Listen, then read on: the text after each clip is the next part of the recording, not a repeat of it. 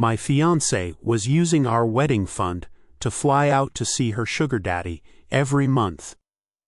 I don't even know where to start. Honestly, just typing this out feels surreal.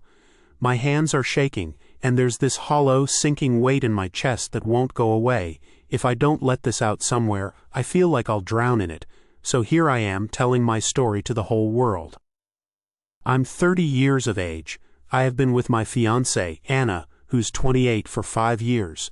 We met in grad school, both working late nights in the campus library, running on caffeine and desperation. She was brilliant, funny, sarcastic in that way where you never knew if she was joking, but I liked it. I fell hard and fast. We moved in together 2 years into dating. I proposed a year after that, with a custom ring I designed with a local jeweler, subtle rose gold with an emerald because she always said diamonds were boring. She cried when I got down on one knee, said it was the happiest moment of her life. I believed her. We weren't rich, but we were both working decent jobs, she in marketing, me in IT, and we were saving for the wedding together.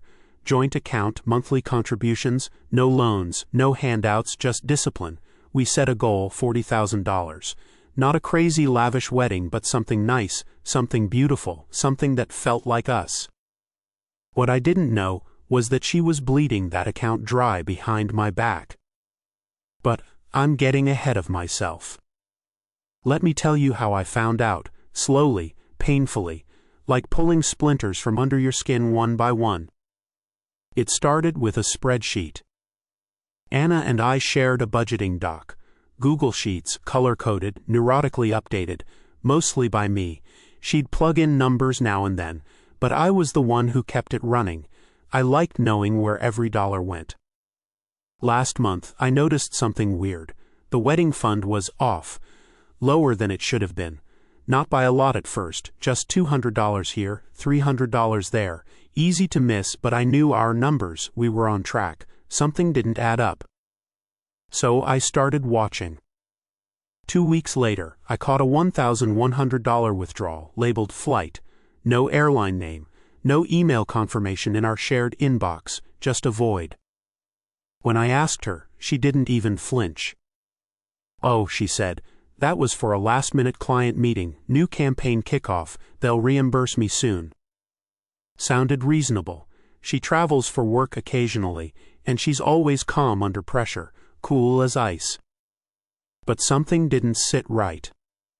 I asked for the itinerary, said I needed to match it to our records for travel points. That's when her eye twitched, just barely, but I saw it. "Oh, I think I deleted it," she said, brushing past me like I was annoying her. I told myself I was being paranoid. I wanted to be wrong. Then I checked the calendar. That same week she was supposedly in Chicago for a work thing. She wasn't posting anything. No airport selfies, no hotel check-ins. Usually she'd flood her Instagram story with food pics or skyline views. But this time, radio silence. Until I checked her private account.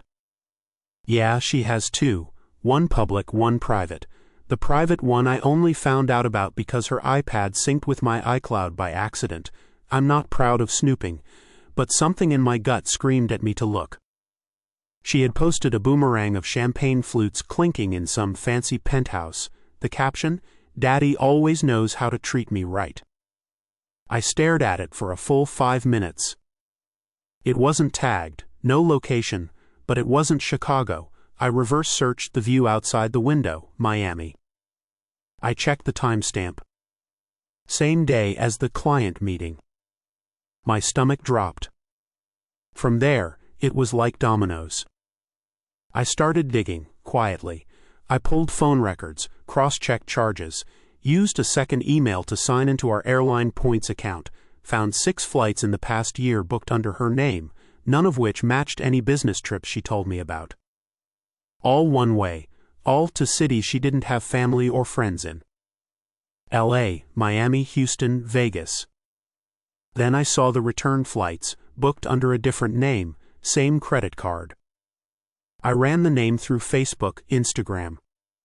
Found him. Mid-50s, divorced, real estate tycoon, and in a nauseating twist of fate he followed Anna's private account. The man was her sugar daddy. I wish I were making this up. She was flying out to see him every month, sometimes more, on our dime. On our wedding fund. Money I thought we were using to build a life together. She was using it to fly first class, stay in luxury hotels, wear dresses I'd never seen, and dine in rooftop restaurants. I found Venmo transactions from him, labeled with roses and winks. I found texts, photos. There was one photo I'll never unsee, her in lingerie I didn't buy, in a mirror selfie, with the caption, "Can't wait to see you tonight, Daddy." I didn't confront her right away. I couldn't. I needed to be sure. I needed evidence. I printed everything, made backups, took screenshots, sent copies to a locked folder. Then I waited until she got home from her work trip. When she walked through the door, suitcase in hand, I greeted her with a kiss on the cheek. My hands were cold. She didn't notice. We ate dinner, watched half a movie. Then I paused it and said, "We need to talk." Her eyes narrowed. About what? I slid the folder across the coffee table. She didn't open it at first, just stared at it. Then she opened it. And everything changed. She didn't speak, she didn't cry, just stared at the printed texts, photos, receipts, and flight logs like they were in a language she didn't understand. When she finally looked at me, she said one word. Shit. I waited. Nothing else, no denial, no excuses, just that one syllable hanging in the air like smoke. I asked her, "How long?" She said, "About a year." I nodded. I asked why. She shrugged. "I don't know, it just started. He was a client, he flirted, he offered me things, it was just drinks at first, then he flew me out, and then it became normal." Normal. My world collapsed, and she called it normal. I asked, "Did you love him?" She laughed, a short, sharp exhale. "No, God, no, it wasn't about that. It was just nice, easy." "So you drained our wedding fund to live a double life with a man you don't even care about." She looked ashamed for the first time. I didn't think of it like that. Of course she didn't. She never had to. I did all the budgeting, all the saving. She just had to show up and pretend we were building something together. I asked her to leave. She didn't fight it. She packed a bag and left that night, said she'd stay with a friend. I later learned she went straight to him. The days after felt like free fall. I couldn't eat. I couldn't sleep. Every part of our home reminded me of her. Our shared playlists, her perfume on the pillow, the save the date cards still in a box by the door. My parents had already booked their flights. Her mom had bought a dress. I had to make the calls, one by one. "I'm sorry, the wedding's been canceled." No, I didn't tell them why. Not at first. I couldn't say it out loud without breaking. Then came the messages. Mutual friends asking what happened. Co-workers giving me sympathetic looks. One of Anna's bridesmaids even DM'd me and said, "You deserve better. I always thought something felt off." Thanks, real helpful now. Weeks went by, I spiraled. I deleted all our photos, took down our framed engagement picture, unfollowed her on every platform. She didn't reach out. Not until the money ran out. A month later, she called me sobbing, said he dropped her, said he blocked her after one of his real girlfriends found out, said she had nowhere to go. I asked, "Why are you telling me this?" She said, "Because I thought maybe." I hung up. Closure didn't come in a single moment. It came in pieces. The first time I laughed without thinking of her. The first time I didn't flinch hearing her name. The first night I slept a full 8 hours. I took down our vision board. I threw out the binder of wedding plans. I started therapy. I picked up boxing. Something about hitting a bag helped more than I thought it would. And slowly, life began again. I'm not over it, not fully, but I'm surviving. And the next time I love someone, I'll be watching more closely. Not out of fear, but out of hard-earned wisdom. Thanks for sticking through to the end of this absolutely wild ride. If stories like this leave you speechless, you're not alone.